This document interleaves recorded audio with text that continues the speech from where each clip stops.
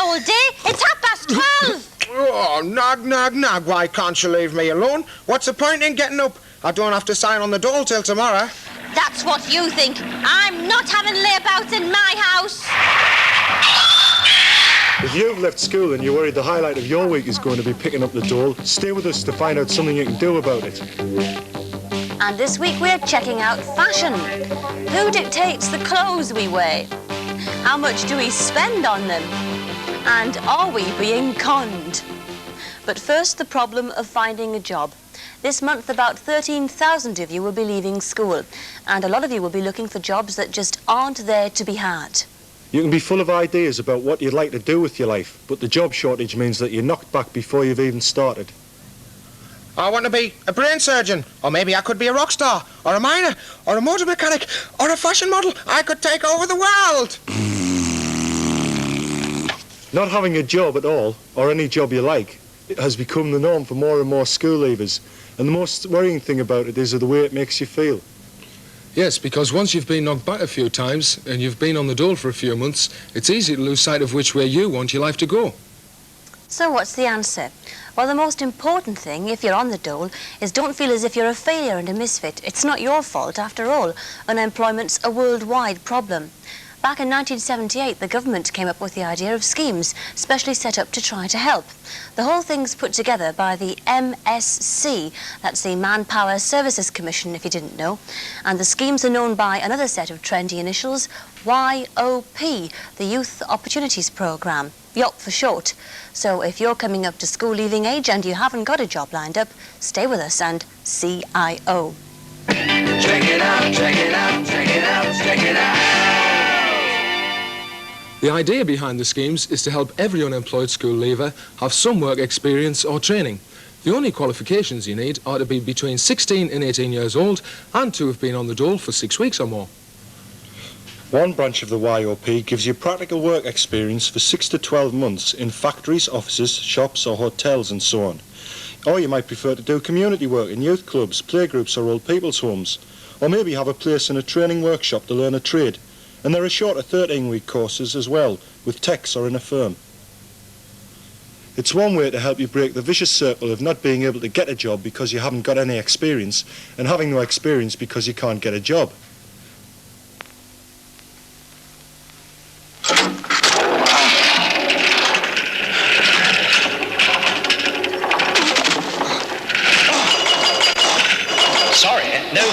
It's not much of a game being young and unemployed. No experience, no qualification. No experience, no qualification. Being shunted from pillar to post, knowing you're one of the thousands who can't find work. There is a way out. The Youth Opportunities Programme is a way to get the work experience, training and references that could help you to a permanent job. The Youth Opportunities Programme is a new no-nonsense scheme that can help you to help yourself. And we'll pay you £20.55 a week. If you're beginning to think you'll never get a job, ask at your careers office or job centre about the new Youth Opportunities Programme. It's a whole new ball game, isn't it? It sounds great, doesn't it? Well, how does it work in practice? We went out to film some people who are getting experience with some of the schemes. Gloria Kitchen is 18. She's worked in community service at an old people's home for 4 months. The job involves helping with the day-to-day running of the home, washing, making beds and so on. It's hard work, but she's found being with old people very rewarding. Well, when I left school, I wanted to work with children, be a nanny or a nursery nurse. I didn't want to work with old people because really I thought I couldn't get on with them, But there was no jobs for children, because with all office jobs and everything being filled up, then they were all going towards children. So I tried old people. And then when they went to the youth opportunities, they give us nurseries or old people's homes, and I said I would try nurseries first. And I went for an interview, and there was another girl there and she got it. So it was a couple of months later I got called back to the Adrian House on the youth opportunities, and they sent us here. Gloria is one of the lucky ones who's been given the chance to prove that she's capable of doing a job, and doing it well. And because she now has the experience, she's been given a full-time job. Michael Bradley's just finished his work experience in a packaging factory. He's worked his way through the basic training, and he too has been kept on full-time. As soon as I left school, I was on the job for about 6 to 7 months. And just a friend told us and come down for an interview. And said I'd have a job. Right, I'm hoping to get an apprenticeship with a form making and learn more on the machines than I know now, and maybe learn to fix the machines. It's a good thing for the youth who can't get jobs. It's also a good thing for the employer who can train a youth in his profession and see if he's going to be any good or she's going to be any good at the end of the 26-week period. If you select the right person, you get this 26 weeks to see whether they're going to fit into the sort of job you can give them to do, and all the time the government is providing the finance to do it, so it's a benefit to both sides. A lot of these young people leave school with absolutely no experience whatsoever, and when they go for interviews, they can't offer the employer anything. They just say, I haven't done it before, or no, I don't know really what you're talking about. But I think if they do this scheme, and after 26 weeks they have been given the full program, they can go out for an interview for a full-time job, saying, yes, I have had experience on dispatch, I have had experience on machines, and it gives employers a lot more confidence of taking these young people on. Our firm makes cardboard boxes. A cardboard box is quite intricate and it has a lot of very technical sides to it. So we're able to give these young people a fair training on a lot of aspects of the technical sides of the industry. Although Paul Scott doesn't want to stay on after he's finished the scheme, he thinks it's giving him more confidence and helping him to get on with his workmates. I've been on the government scheme about 2 months. When I left school, I was on the dole for about 3 months. Then I went to a plastics factory as a machine set and operator for about 3 months. Then I was on the dole for another 6 weeks. I don't want to go on doing this work. I'm taking a course in electronics, a correspondence course, and I'm hoping to be a television engineer. It's mostly filling in time, but it's also teaching us how to get on with our people a lot better. It's giving us more confidence when I go for interviews for their jobs. Well, everyone there seemed to be in favour of the way the scheme works out. And with me now is Gaynor Clark, who helps run a similar scheme in Sunderland, with 3 people, Vera, Mark and Frank, who've all been on YOP courses. Well, Frank and Mark, you're both working at a youth centre now. What exactly do you do there? Well, you work with young people the same age, old people and mentally handicapped. And you're enjoying that, are you? Yes. Why did you choose to go into youth work in the first place? Well, I've done youth work before, and it's quite good, in fact, once you get into it, and it can be quite interesting. That wasn't the first course that you actually did, though, Frank, was it? No, at first I was an electrician, but if you, want to change over, it could be quite easy. So there's no problem if you're sort of established on one course into swapping? No. And you'd like to be a youth leader now, would you? Yes. Well, Vera, I know that you're working at Sunderland Arts Centre. What do you do there? Well, I'm a receptionist and I work on the switchboard and I generally deal with the public. And you're enjoying that as well, are you? Yes, I am. How much do you earn? £20.55. That's more than the dole, though, wasn't it? £20.55. How much would you get if you're on the dole? £13.50. £13.50? Well, that's quite a bit more. Is it enough, though, do you think? Well, when you first start out it is. When you're 16 it is, but once you get older, it can be quite a problem. Yeah. Would you still advise people to go on the schemes, though, despite the financial side of it? Why? It's a good experience. And it's worthwhile. You would find it worthwhile. Will you be disappointed when the schemes come to an end? Yes, because if you haven't got a job to do, then you're stuck. Yeah. Well, Gaynor, that's it, isn't it? If you haven't got a job to do, what are the possibility of the courses being extended for those who haven't got work to go to? Well, at the moment, there aren't any possibilities. The rule is that all young people between the age of 16 and 19 can have the possibility of working on a Youth Opportunities programme for 12 months. But I think within that 12 months, we do try as hard as we can to give them as much experience as possible in the areas that they want to work in, and also include different kinds of training and this sort of thing. So, although it seems a pity that they can't, and obviously it is a pity in a lot of cases that they can't stay on any longer, there's always a lot of other people who want to come along and take their places. And you find they do benefit out of that year in work Certainly, experience? Yes. It isn't all just work experience, though, is it? No. Depending on the young person and the type of place that they're working in, sometimes they would work most of their week at the place they're working, and then fill in for maybe it's 2 hours or 4 hours a week with some kind of training. And there's all kinds of different type of training that they can do.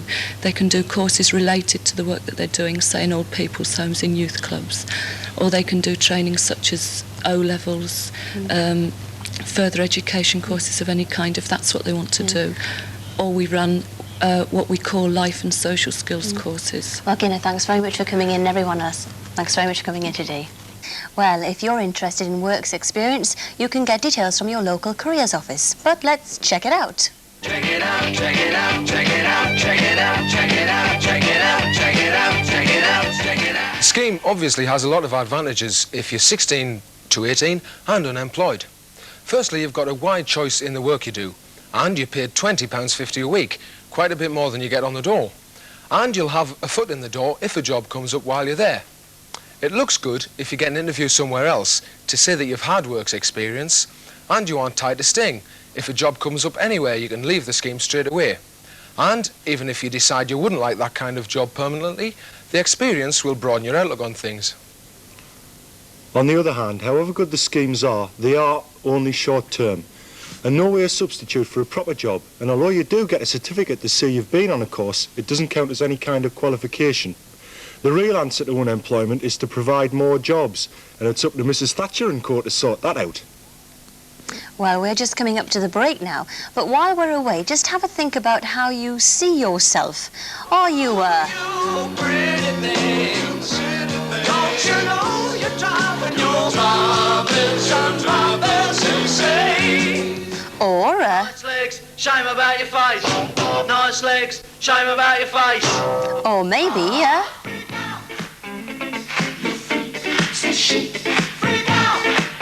or perhaps,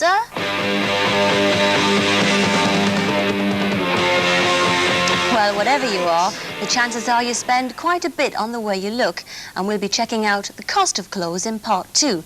So if you'd like to know where to buy a pair of shoes for under £1, stay with us. Check it out, check it out, check it out, check it out.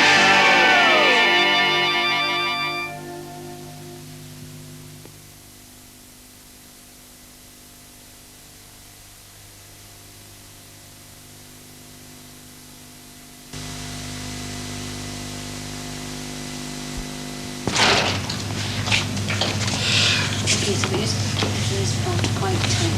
Okay, so yes and no, with just one sentence. If you can sum it up in one sentence. Come back in 3 weeks' time and talk about it. 25 seconds, check it out, part 2, production number CO 7922-1, recording date the 29th of May 1979, take 1. And don't forget a nice reaction shot.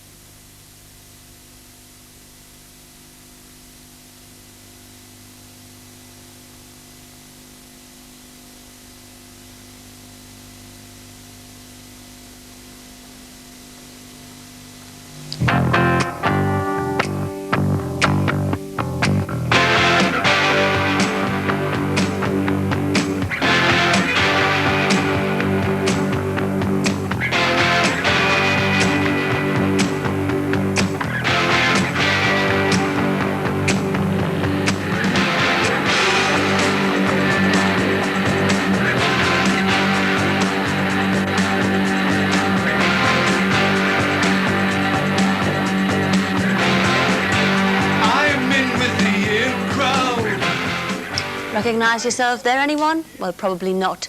But the chances are it's those kind of images in glossy mags like this one that you have in mind when you go out to buy clothes.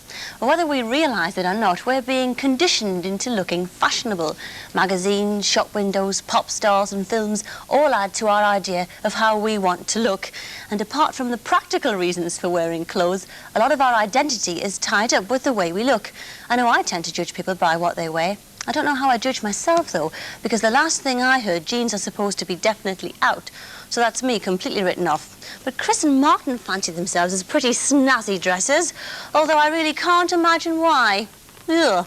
But they've got absolutely nothing on our guests in the studio today. Leslie, Jill, Paul and Gary are all studying fashion design at Newcastle Poly. Welcome, everybody. We'll come back to talk about your individual outfits later on, but as prospective designers, how would you go about starting an actual fashion trend? Well, as a designer, I feel that the big names in fashion are still a major influence. Yeah, it's also a matter of being socially aware, taking in your surrounds like the cinema, etc. You know? Things like that. Yeah. But don't you think that some fashion designers are just out to make a fast buck, though? You know, and they con the public by bringing out these instant fashions that aren't really going to last at all. No, well, I think, well, with mass production being such a big thing now, you can get clothes really cheaply. And I think if you're creative, you can sort of adapt them to look fashionable, even though you might have had them a couple of months ago, you know. What do you think, Paul? Well, I suppose fashion is a rip-off and it only lasts 2 weeks. But then again, I mean, what else could you do? I mean, people are there to be ripped off with nice things. Well, what look is in to rip everybody off at the moment? What look is in now? Well, big shoulders, and if you've got, just pad the shoulders out and draw it in tight at the waist with a belt. And just high concentrate on the fashion. silhouette, I think. Do you think really that anything goes, you know?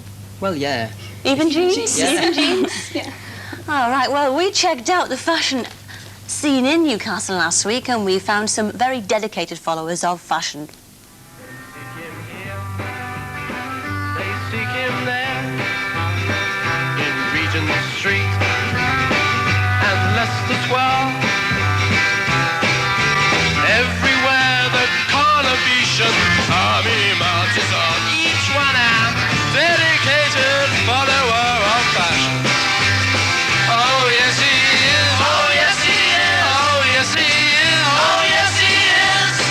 His world is built round discotheques and parties. Pleasure-seeking individual, always.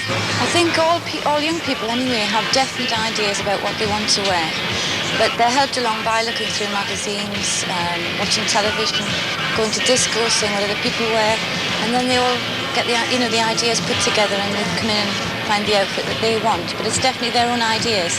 Coordination is very important to everybody who's fashionable, and putting together the clothes is very important. We're doing like the clothes that the lads and that's wearing today because they're feminine, you know, and this is just masculine really.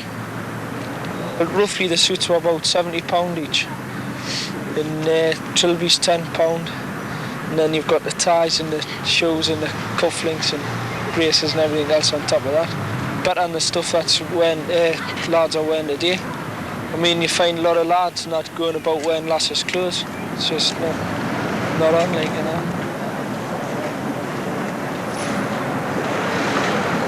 I get my ideas from films of the 1940s, 50s period, and if I see someone in the street with clothes I like, I'll take the idea of them. I'm saying, look at me, I'm smart, I'm fashionable, I'm young, I can wear these clothes. The skirt was £6.99, my jacket was £12, and the shoes were £18. Well, I wear my uniform as part of my job. It comes with the job, I've got no choice. I like to think that people look upon the job and the uniform as someone to sort of grab hold of, you know, someone they can trust. It signifies responsibility to me. People tend to think if they can look upon a policeman and, you know, as someone they can trust, and someone they can rely on. I'm saying that I'm fashionable, that I like to wear things that's smart, things that suit my personality really, and things that match. I get my ideas from catalogues, magazines, mainly fashion books, and posters on walls. Clothes usually cost about £20 for a dress. Shoes is very expensive now, they're about £20. The jacket costs about £20. And accessories also are very expensive now, £2 and £3 for a small belt, you know. A pair of gloves now is £2. Earrings about £4. That would be nice for Martin. What's that? Look, this shirt. Why don't you try that on? Oh, it's great that I'll be able to get in free at Tuxedo Junction and look like a bouncer. Not my old style. We wondered if it's really necessary to spend so much money on gear. So we rummaged through a few second-hand shops to find something a bit different. We had £10 each to spend. And it's horrible like that, but if you cut it down and wore it with leotard and tights and sort of kept it a bit open, that would look great, wouldn't it? I wouldn't have to alter this at all, really. What do you think about that one, ladies, eh? Suave, sophisticated man about town.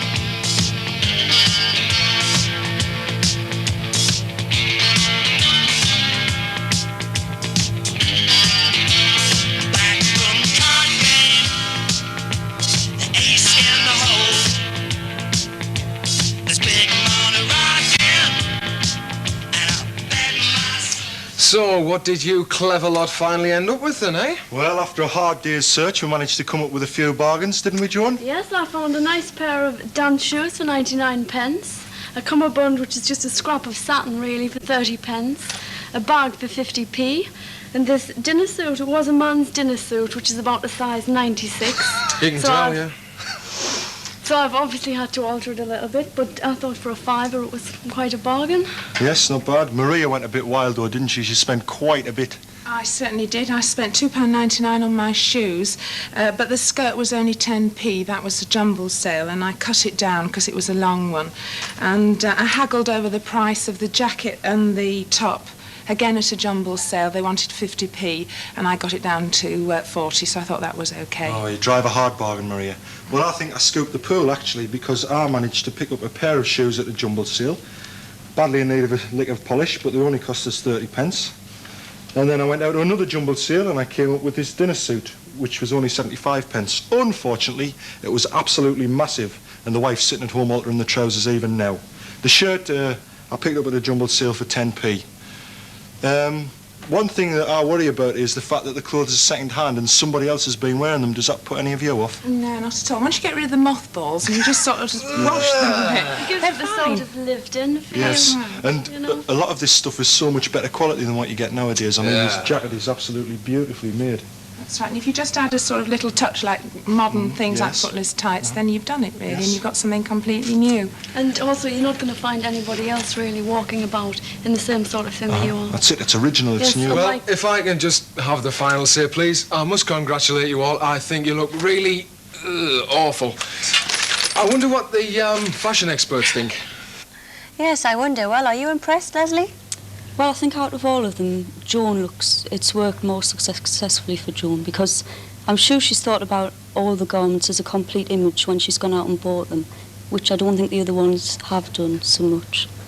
By the same token, I think Maria has chosen garments that she could wear with other things, like the red top would look smashing with jeans, and the skirt she could wear with a different top. Yeah, Martin done the same. He's taken an outfit and he's just used it as a total outfit, never thought about putting accessories with anything. I got this, it's a window cleaner's jacket. So I think with something I made, it's just... You just ran that two up? squares for the arms, basic trousers. So anybody could do that. Was your outfit very expensive to make, Jill? It looks very fashionable. I hope it does, yes, but it wasn't expensive. It was virtually a remnant of fabric. I just lay down on it, drew round myself, and sewed it up, and that was it. And how much did that cost then? About 60p. 60p. What about you, Paul? Well, I suppose mine's just made up from accessories, plastic tubes, just to give it sort of a more space-age look. And basically, you could do it with a boiler suit.